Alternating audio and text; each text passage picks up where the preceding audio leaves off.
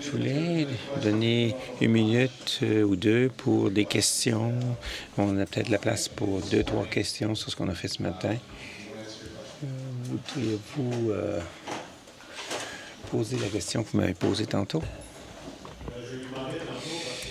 Earlier, I was asking Tom about one point. He insisted on the importance of changing the light and having more lively music. And I was telling him, how can we find new musicians? And that's the question I asked Tom. Alors, c'est une question qui porte sur comment trouver des musiciens. Comment trouver des musiciens? Comment trouvez-vous des musiciens qui sont de bons musiciens? De nouveaux musiciens? Comment trouver des musiciens? La plupart des musiciens que nous avons aujourd'hui étaient déjà dans les bancs d'église. Ils attendaient qu'on leur demande, tout simplement. Mais tant qu'on avait les mauvaises personnes qui dirigeaient la musique,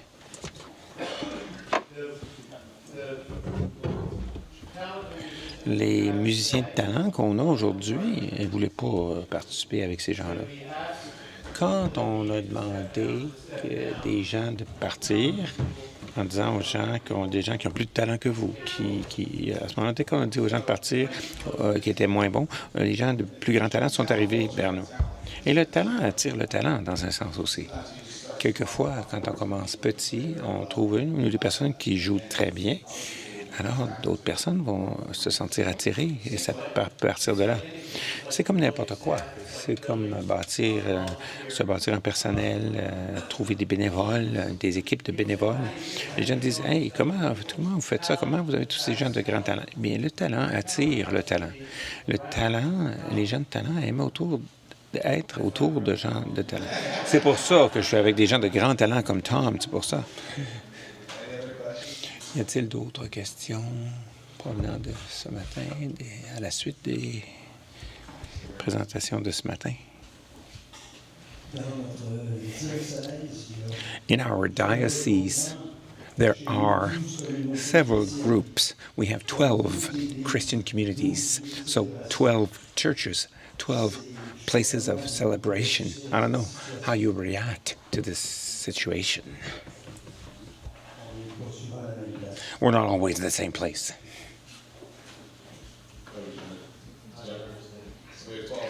Je ne comprends pas. 12 édifices. Une seule paroisse, mais 12 églises. Comment réagissez-vous à ça? Très bonne chance. Je vous souhaite bonne chance. C'est tout ce que je peux vous souhaiter.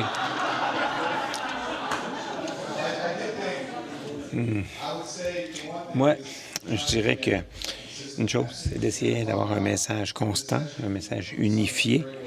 C'est une bonne façon pour commencer à rassembler tous ces endroits différents, ces communautés, pour commencer au moins par leur donner le même message. Alors, c'est de ça qu'on va parler cet après-midi. Comment planifier ce genre de choses sur les messages unifiés. Ça peut aider à les rassembler tous. J'imagine aussi qu'il pourrait y avoir des occasions spéciales, comme la veille de Noël ou le dimanche de Pâques ou d'autres endroits. Le Triduum, hein, où quelqu'un a mentionné que ça a été fait à Limoilou. Hein, une façon de faire des pas pour unir ces communautés au-delà de leurs frontières paroissiales pour avoir un sentiment plus large d'Église. C'est bien de ramener les gens autour de la mission de base pour en faire des disciples et ensuite avoir des stratégies uniformes pour tous ces endroits. C'est ça que je ferais, en tout cas. Aller chercher les chefs de file de ces 12 endroits et leur dire, on est ici pour faire des disciples, comment aller chercher les brebis perdues, la prochaine génération et comment le faire. Voici notre stratégie. Je pense qu'aux États-Unis, dans notre pays, quand les paroisses ont été regroupées, hein, la réaction, c'est bon, ça c'est à moi, ça c'est à toi. Ça finit là. Ça, il faut surpasser ça, il faut surmonter ça. Vous en connaissez beaucoup plus que moi là-dessus, je suis sûr. Là, ces paroisses regroupées là, qui ont plusieurs églises. Il faut surmonter ça. C'est spirituellement. Il faut que ça soit surmonté spirituellement au niveau de la camaraderie, de l'unité, de la culture. D'autres questions? This morning, you spoke to us about getting to know your Tim, because the mission is to go to those who are not with us, without neglecting those who are there, but first going to those who are not there. I heard a lot of changes in the ways you did things. Music, welcoming, greeting people, touching the hearts, people coming back. But it remains a posture of welcoming, an attraction. Come to us. But the Pope exhorts us to get out. I'm not saying you did not do anything, but did you do something of that kind, getting out of the parish? What did you do to go and propose activities and things? Not too many projects. We understood that that's not the way to go. But going towards those Tims that are out there, despite your welcoming, they wouldn't come to church. Est-ce qu'il parle de la mission, d'aller vers les périphéries? Oui, c'est ça, oui. Oui, oui. Deux choses, je pense. D'abord, le pape François nous dit d'aller dans les périphéries et que la mission, on a du travail missionnaire à faire en Haïti, au Kenya aussi, dans certaines villes, mais aussi retourner dans notre champ de mission. C'est là où on retourne chaque jour. Et aider les gens qui sont dans les bancs d'église à bien réaliser que quand ils quittent l'église le dimanche, quand ils vont au travail, quand ils vont au baseball, quand ils vont à l'école, ça, c'est leur champ de mission. Et les gens qui ne connaissent pas le Christ et qui sont perdus, qui n'ont pas le Christ, sont tout aussi pauvres que des gens qui vivent dans une pauvreté matérielle. Ah oui, excellente question. Et c'est vraiment au cœur de ce dont on parle ici. C'est une église tournée vers l'extérieur, une église dont le focus est vers l'extérieur. Alors, on se concentre si on est entièrement tourné vers l'intérieur, on n'aura pas une croissance pour devenir une église en santé. Voici une question que vous pouvez poser. Si ma paroisse n'était pas ici, demain, est-ce qu'il y a des gens dans la communauté qui le remarqueraient? À part nous, là, qui vont là, qui allons là. À part nous, est-ce qu'il y a quelqu'un qui le remarquerait si on n'était pas là? Bon, très bien. Alors maintenant, on va parler de 3 stratégies de base qui sont changer notre accent des gens d'église vers les gens qui ne sont pas à l'église, qui sont non pratiquants, accueillir les gens à l'église. Deuxièmement, créer une excellente expérience de week-end, prioriser le week-end, donner une excellente expérience en fin de semaine. Et ensuite, mettre au défi les gens qui vont à l'église. On va en reparler ce soir et aussi cet après-midi. Alors, pour l'instant, j'aimerais quand même revenir plutôt à la deuxième stratégie. La stratégie numéro 2, c'est donner aux gens une super expérience de fin de semaine. Et le message aussi. On a besoin de toutes les sortes de communication. Quand on parle de rebâtir le message, c'est pas juste un message à donner aux prêtres, aux diacres et aux agents de pastoral.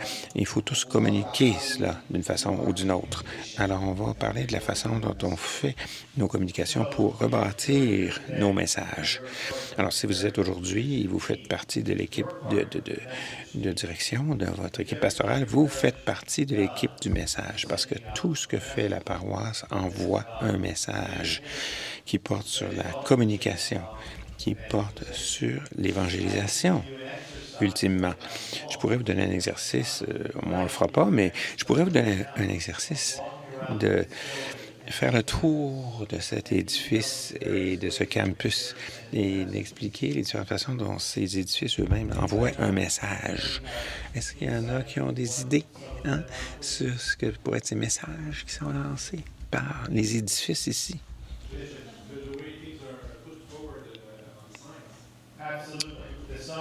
Les enseignes, les enseignes nous en disent beaucoup sur la façon dont on communique avec des gens qui ne connaissent pas notre campus et nos terrains, et à quel point on s'occupe de notre campus, de nos édifices.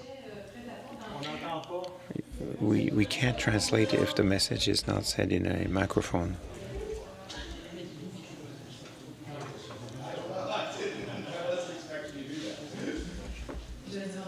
I'll say it in French.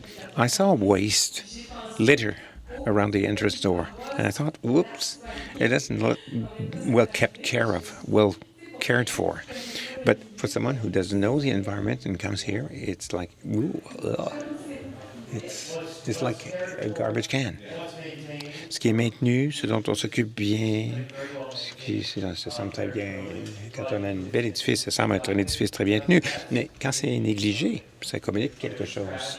S'il y a des déchets, des espaces qui sont devenus négligés, est-ce que ça ne vous dit pas quelque chose?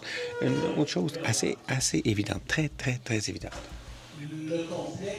The complex includes several rooms, several places.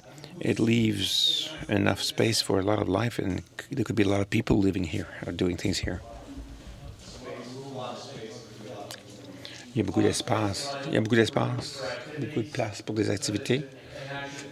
Donc, si vous trouvez, ça vous donne l'impression que c'est une paroisse active plutôt qu'une paroisse où il y a beaucoup d'espace d'entreposage puis il n'y a pas grand-chose qui se passe.